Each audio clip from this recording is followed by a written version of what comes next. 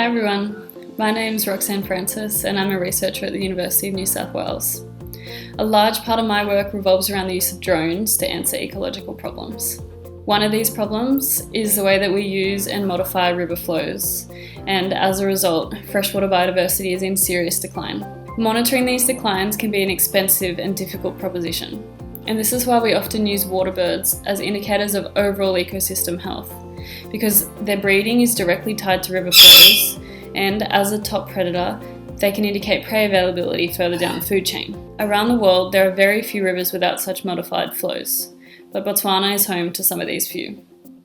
So this is how I ended up researching the relationship between breeding waterbirds and river flows in Botswana. However, where I was working, I had some questionable colleagues, including 3-metre long crocodiles and hungry hippos. A drone was therefore the perfect solution, allowing me to collect my data while keeping me at a safe distance. This worked so well, I ended up with thousands of images, each with hundreds of birds to count. And if you look at the close-up, each one of those little dots, well, that's a different species of a waterbird. And tell me, after seeing just one of these images, would you want to count thousands? No. So, using machine learning techniques, I developed a semi-automated counting method. Essentially, this allowed me to detect and count multiple species in imagery, even when they numbered up to the thousands. But what does this mean for conservation? Well, drones allowed me to access otherwise inaccessible areas.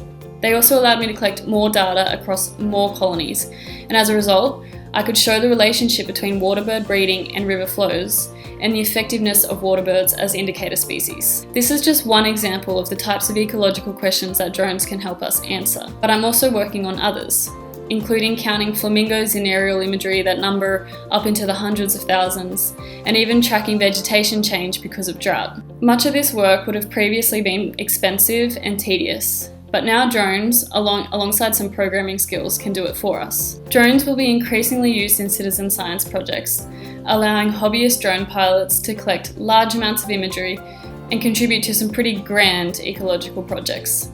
So the good news is technology is evolving, and our scientific methods to track ecological change are too.